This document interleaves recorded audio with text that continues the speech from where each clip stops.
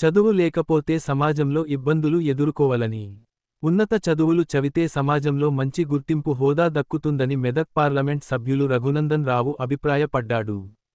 చదువుతోనే మహారాష్ట్రలోని మారుమూల గ్రామం నుండి గవాయ్ గారు ప్రధాన న్యాయమూర్తి స్థానానికి ఎదిగారని రఘునందన్ రావు తెలిపారు. సిద్దిపేట జిల్లా ములుగు మండలం బస్వాపూర్లో నూతనంగా ఆవిష్కరించిన డాక్టర్ బిఆర్ అంబేద్కర్ విగ్రహాన్ని గాయకుడు ఏపూరి సోమన్నతో కలిసి వారు ఆవిష్కరించారు.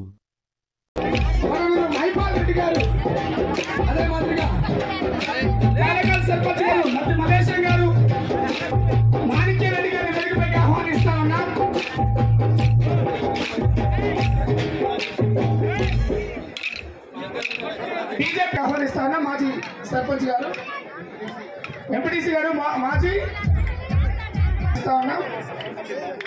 నర్సంపల్లి బాబు గౌడ్ గారు, మాజీ ఉప సర్పంచ్. గట్టిగా చెప్పు, జై భీమ్. పోతలే చెప్పుడు వసంతగా మంచి భోజనం పెట్టినట్టున్నావు. జై భీమ్. అంబేద్కర్ గారి ఆశయాలను ఇట్లయితే రాదు చైతన్యం. సోమన్ ఎగిరితే స్టేజ్ బద్దలైతే ఎగిరిండు, అయినా మీ లోపల ఆవేశం వస్తలేదంటే కష్టమవుతుంది. ధన్యవాదాలు. చదువుకుంటే మన గౌరవం ఎట్లా దక్కుతుంది అనేటువంటి విషయంలో సుదీర్ఘంగా తన మాటతో మిమ్మల్ని అందరినీ కూడా చదువు వైపు మళ్లించాలని తన ప్రయత్నాన్ని ఈ వేదిక ద్వారా కొనసాగించాడు. నిన్ననే భారతదేశ సుప్రీంకోర్టుకి ప్రధాన న్యాయమూర్తిగా గౌరవనీయులు గవాయ్, మీరు వినుంటారు, గౌరవనీయులు జస్టిస్ గవాయ్ గారు నిన్న భారత సుప్రీంకోర్టు ప్రధాన న్యాయమూర్తిగా ప్రమాణ స్వీకారం చేసింది. గర్వంగా చెప్పుకోవచ్చు. ఆయన ప్రమాణ స్వీకారం చేసి వేదిక కిందికి పోతున్నప్పుడు ఎదురుకొచ్చినటువంటి అడ్వకేట్ మిత్రులకి, ఎదురుకొచ్చినటువంటి పెద్దలందరికీ ఆయన చెప్పినటువంటి నమస్కారం పేరు జై భీమ్. అర్థమైంది అనుకుంటా గవాయ్ గారు ఏ సామాజిక వర్గానికి సంబంధించినటువంటి వ్యక్తి. అందుకనే సోమన్న చెప్పినటువంటి చదువు అది బస్వాపూర్లో ఉండాలి, ములుగులో ఉండాలి, సిద్దిపేటలో ఉండాలి, జమ్మికుంటలో కూడా ఉండాలి. ఎందుకంటే వసంతక్క తన జీవిత కష్టాల్ని అక్షర రూపంలో చెప్పేందుకు ప్రయత్నం చేసింది. ఎన్నో జమ్మికుంటలో పుట్టి ప్రకాశం జిల్లాకు పోయి బస్వాపూర్లో తన స్థావరాన్ని ఏర్పాటు చేసుకుని తన పోరాటం 1991 నుంచి ఇయ్యాలటి దాకా ఒక ఆడపిల్ల దట్టు తన సామాజిక వర్గం, తన నేపథ్యం, తన ఎదిగినటువంటి ప్రాంతం, తిరిగి అక్కడి నుంచి ఆంధ్ర ప్రాంతానికి ఇక్కడ జరిపినటువంటి సర్పంచ్ గా యునానిమస్ గా గెలిచినటువంటి తీరు నిజంగా మనందరం కూడా ఆలోచించుకోవాల్సినటువంటి అవసరం ఉంది. చదవనిస్తారా, మమ్మల్ని బడికి రానిస్తారా అనే స్థితి దగ్గర నుంచి మొదలుకుంటే అది ఏ స్థాయిలో ఉన్నటువంటి పదవులకైనా మనం అర్హులం. దానికి మనకు ఉండాల్సింది ఒకటి చదువు అని చెప్పి తన మాటతో చెప్పినటువంటి మిత్రుడు ఏపూరి సోమన్నకి నేను ఈ సందర్భంగా శుభాకాంక్షలు, అభినందనలు తెలియజేస్తా ఉన్నా. ఈ విగ్రహం ఎవరిది, ఎందుకు పెట్టారు ఇక్కడ అని అడుగుతారు. అక్కడ మొదలైతుంది ఒక ప్రశ్న, ఎవరిది అన్నప్పుడు ఎస్ ఇది బాబాసాహెబ్ అంబేద్కర్ ది బిడ్డ. సౌండ్ ఇంకా సెట్ చేయలేను.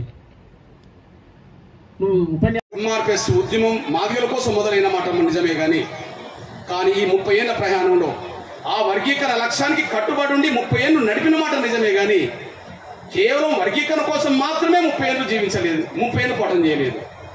వర్గీకరణ కోసం 30 ఏళ్లు నిలబడ్డ మాట నిజమే కానీ కేవలం వర్గీకరణ కోసమే యుద్ధం చేయలేదు 30 ఏళ్లు.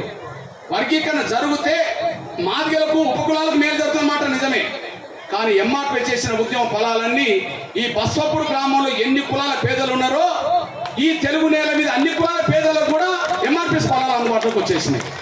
ఇప్పుడు అన్న చెప్పాడు కదా, ఇప్పుడు అన్న మరి ఆరోగ్యశ్రీ కార్డు రావడం అంటే పేదలకు ఆరోగ్య భద్రత ఇచ్చినట్టే కదా. ఇవాళ ఏ పేద కుటుంబమైనా ఆరోగ్యశ్రీ కార్డు పెట్టుకుంటే వాళ్ళ కార్పొరేట్ ఆసుపత్రులు వైద్యం అందుకునే కాడికి వచ్చింది కదా. అది గుండె జబ్బులా ఇంకోట కాదు, లక్షల రూపాయల ఖరీదైన వైద్యం పేదలకు అందుబాటులోకి వచ్చిందంటే అది ఎంఆర్పీ సాధించిన గుండె జబ్బుల ఉద్యమం వల్లనే ఆరోగ్యశ్రీ పథకం వచ్చేసింది. ఆనాడు చిన్నపిల్లల ఉద్యమాన్ని 2 దశాబ్దాల క్రితం జరిగిన సంఘటన ఇది.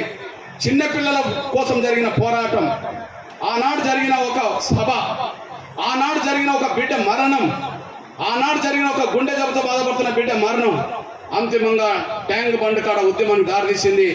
ఆ రోజు రాజశేఖర రెడ్డి గారు ప్రభుత్వం కానీ కొంత సమయంలో రాజశేఖర రెడ్డి గారికి మనకు యుద్ధం జరిగినట్టుగా గొడవ జరిగింది. అంతిమంగా మనం పట్టు సడలించకుండా పట్టు మీద నిలబడడం, ఆ నిలబడ్డ రోజే ఆరోగ్యశ్రీ పథకాన్ని అనౌన్స్ చేసే విధంగా గుండె జబ్బుల పిల్లలందరికీ ఉచిత వైద్యం అందించే విధంగా ప్రకటన చేశాడు. ఆ ప్రకటన సారాంశమే అంతిమంగా ఆరోగ్యశ్రీ పథకంగా మారింది. ఇవాళ ఆరోగ్యశ్రీ పథకం దేశంలోనే ఆదర్శమైన పథకంగా మారింది.